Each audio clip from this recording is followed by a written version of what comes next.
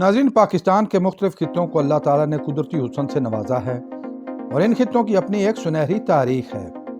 मैं साजिद भट्टी और आप देख रहे हैं हमारी सीरीज़ दास्तान माजी, और आज हम आपके लिए लेकर आ रहे हैं खित्ता हज़ारा की तारीख और तारुफ पर मबनी एक इंतहाई मालूमाती और दिलचस्प वीडियो। इस वीडियो में हम जानेंगे कि खित्ता हज़ारा की तारीख क्या है, इस खित्ता पर कब कब किसने हुकूमत की, खित्ता हज़ारा में कौन कौन सी कौमें आबाद हैं, हज़ारा का कल्चर क्या है, खित्ता हज़ारा में मौजूद तारीखी और तफरीही मुकामात कौन कौन से हैं, और हज़ारा से ताल्लुक़ रखने वाली नामवर शख्सियात कौन कौन सी हैं।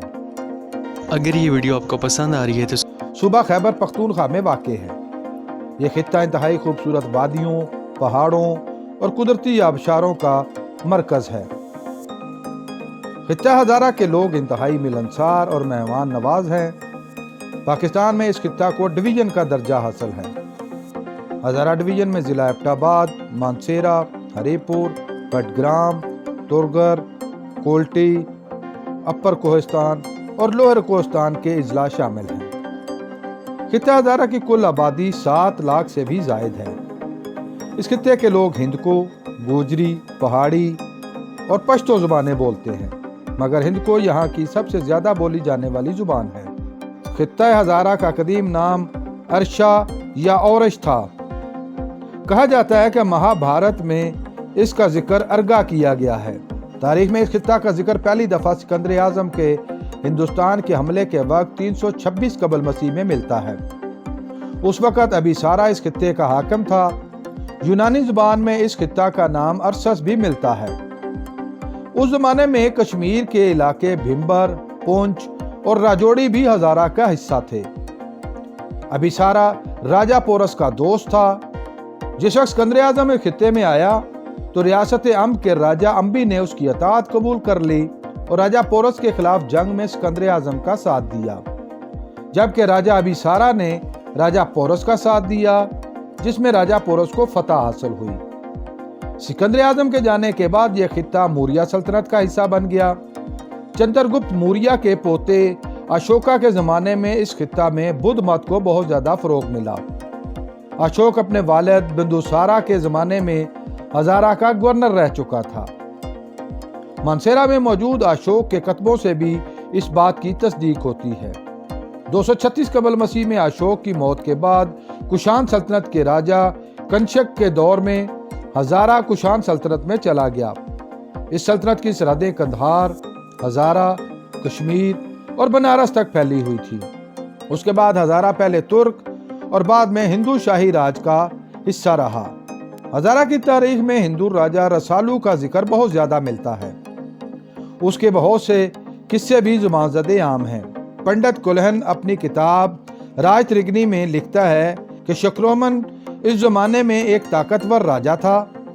11वीं सदी ईस्वी में राजा कलश ने अरशा यानी हज़ारा के राजा अबे की सल्तनत फतह कर ली। उसके ज़माने में 8 राजाओं ने उसके खिलाफ एक मजलिस कायम कर ली, जिसे तारीख में पहाड़ी राजाओं का मंडल कहा जाता है। 11वीं सदी ईस्वी के आगाज में महमूद गजनवी ने इस खित्ते पर कब्जा किया तो हज़ारा भी गजनवी सल्तनत का हिस्सा बन गया। महमूद गजनवी ने ही हिंदू शाही राज का खात्मा किया।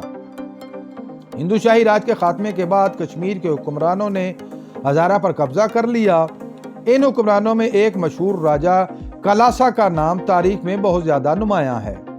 1399 ईस्वी में तुर्क हमला आवर तैमूर लंग ने इस खित्ते पर कब्जा कर लिया। मुगल दौरे हुकूमत में यहाँ मुगल राज कायम हुआ। उस जमाने में मानसेरा और गिरदोनवा के इलाकों की हुकूमत को पखली सरकार कहा जाता था। तारीख में हज़ारा का एक नाम कालख हज़ारा भी मिलता है। मुगल राज के आखिरी सालों में 1752 ईस्वी को अहमद शाह अब्दाली ने इस खित्ते पर कब्जा कर लिया। अब्दाली ने अपने ज़माने में हज़ारा के सरदारों नजीबुल्लाह खान, जाफ़र खान, अहमद अली खान और वो बहुत ज़्यादा ज़मीनें तोहफे में दी।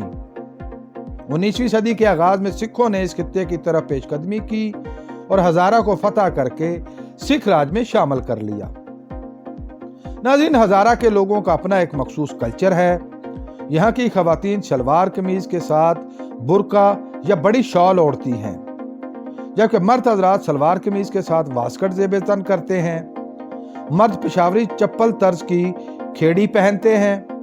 مردوں میں سر ڈھانپنے کا کلچر ہے جس کے لیے عموماً ٹوپی کا استعمال کیا جاتا ہے۔ ہزارہ کا اپنا الگ ایک میوزک ہے۔ ہزارہ تہذیب کے گیت بالخصوص مائیے یہاں کی تقریبات کا لازمی حصہ ہیں۔ ہزارہ کے باسی اپنے آپ کو ہزارے وال کہلاتے ہیں۔ ہزارہ میں جدون، سواتی، عباسی، آوان، تنولی، اخون، کھوکھر، قریشی، ترک اور یوسف زئی قبائل آباد ہیں۔ اس خطے میں سکھوں کی آمد پر انہیں ایک طرف شدید مزاحمت کا سامنا کرنا پڑا تو دوسری طرف مختلف قبائل بھی باہمی دست و گریبان رہے۔ ریاست ام کے سردار نے اپنے قبیلہ کے لوگوں کو زمینوں کی ملکیت کے حق سے محروم کر دیا اور سرداری کی جنگ میں 2 پال سردار مارے گئے۔ سواتی اور جدون سرداری کی جنگ میں باہم دست و گریبان رہے۔ ادھر جدون قبیلہ نے ولا زاکوں کو بگرا کے علاقے سے بے دخل کر دیا۔ ہاشم خان ترک نے کمال خان کو قتل کر دیا جو کہ سردار محمد خان ترین کا دوست تھا۔ ہاشم خان ترک نے راولپنڈی کے سکھ گورنر مکھن سنگھ کو ہزارہ پر حملہ کرنے کی دعوت دی۔ مقامی لوگوں نے سکھوں کے خلاف بھرپور مزاحمت کی جس میں ہزاروں فوجیوں کے ساتھ ساتھ مکھن سنگھ، دیوان رام دیال اور امر سنگھ مجیٹھا مارے گئے۔ اس خطے کی اہمیت کے پیش نظر مہاراجہ رنجیت سنگھ، اس کے بیٹے شیر سنگھ، رنجیت سنگھ کی خوش دامن مائی سدا کور، جرنیل ہری سنگھ نلوا، جرنیل الہی بخش، جرنیل مہا سنگھ، جرنیل ربیل سنگھ، دیوان ابراہیم، دیوان مل راج اور چھتر سنگھ جیسے جرنیلوں نے خود جنگوں میں حصہ لیا۔ سکھوں نے 31 سال تک ہزارہ پر حکومت کی۔ آخر 29 مارچ سن 1849 عیسوی کو سکھ راج کا سورج غروب ہو گیا۔ سکھ راج کی مخالفت میں مشہور حریت پسند سید احمد شہید نے عسکری جدوجہد کا آغاز کیا۔ ہزاروں نوجوانوں نے ان کا ساتھ دیا۔ انہوں نے سکھوں کے خلاف پہلی جنگ اکوڑا، دوسری ہزرو اور تیسری پشاور میں جیتی اور پشاور پر قبضہ کر لیا۔ تیسرا مارکا مانسیرا کے علاقے بالا کوٹ میں ہوا جس میں سکھوں کو فتح حاصل ہوئی اور سید احمد اور سید اسماعیل ساتھیوں سمیت شہید ہو گئے۔ ان کے مزارات بالا کوٹ میں موجود ہیں۔ ہزارہ ایک انتہائی خوبصورت علاقہ ہے جہاں دنیا بھر سے سیاحوں کی ایک بڑی تعداد ہر سال سیاحت کے لیے آتی ہے۔ ایوبیہ، نتیا گلی، جھیل سیف الملوک اور جھیل لولو سر اس کی انتہائی مشہور تفریحی مقامات ہیں۔ خطہ ہزارہ میں دریائے کنہار، دریائے جیلم اور دریائے سندھ بہتے ہیں جو اس کے حسن کو 4 چاند لگا دیتے ہیں۔ پاکستان کا دوسرا بڑا ڈیم تربیلا ڈیم بھی اسی خطے ہزارہ میں ہی واقع ہے۔ اس کے علاوہ یہ علاقہ قیمتی پتھروں سے مالا مال ہے۔ ناظرین، سکھ راج کے بعد انگریزوں نے اس پورے خطے پر قبضہ کر لیا اور 1947 کو تقسیم ہند تک یہ خطہ انگریزوں کے زیر تسلط رہا۔ ہزارہ کے مشہور شہروں میں ہری پور کا نام مشہور سکھ کمانڈر ہری سنگھ نلوا کے نام پر ہری پور ہوا۔ اس کا پرانا نام مشرقی گندھارا تھا، جبکہ ایبٹ آباد شہر کو انگریز میجر جیمز ایبٹ نے سن 1849 میں آباد کیا۔ اس کے نام کی نسبت سے ہی اس شہر کا نام ایبٹ آباد پڑا۔ اسی طرح مانسیرا کا پرانا نام پکھلی تھا۔ شہنشاہ اکبر کے سپہ سالار راجہ مان سنگھ کے اس خطے میں آنے پر اس کا نام مانسیرا پڑ گیا۔ تقسیم ہند کے بعد ہزارہ پاکستان کا حصہ بن گیا۔ 1976 کو کوہستان کے ضلع بننے پر اسے ڈویژن کا درجہ دے دیا گیا۔ ناظرین، اپنی الگ زبان اور کلچر کی وجہ سے ہزارہ کے لوگوں نے اپنے لیے ایک الگ صوبے کی جدوجہد کا آغاز کیا۔ 1957 میں 2 وکلاء مفتی ادریس اور عبد الخالق نے پہلی مرتبہ صوبہ کوہستان کا مطالبہ عوام کے سامنے رکھا۔ اس کے بعد صوبہ ہزارہ کے لیے بہت سی سیاسی جماعتیں اور اتحاد وجود میں آئے جن میں ہزارہ قومی محاذ انتہائی نمایاں ہے۔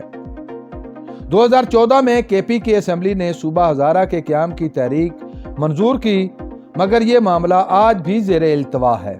خطہ ہزارہ سے تعلق رکھنے والی بہت سی شخصیات نے زمانے میں نام پایا، جن میں سابق صدر ایوب خان، آزادی پسند لیڈر جلال بابا، مفتی منیب الرحمان، صوبہ ہزارہ تحریک کے قائد بابا حیدر زمان، سپریم کورٹ کے جج justice Bashir Ahmad Jahangiri, air marshal Asghar Khan, شاعر Qateel Shifai, chief of air staff Anwar Shamim, اداکار افضل خان المعروف جان ریمبو، وزیر اعلیٰ کے پی کے اقبال خان جدون، وفاقی وزیر امان اللہ خان جدون، ڈپٹی اسپیکر قومی اسمبلی مرتضیٰ جاوید عباسی، سیاستدان گوہر ایوب، سیاستدان اعظم سواتی، سابق الیکشن کمشنر سردار رضا خان، بھارتی مصنف ساگر سرحدی، کرکٹر یاسر حمید، بھارتی جرنیل پریم ناتھ ہون، صحافی ریحام خان،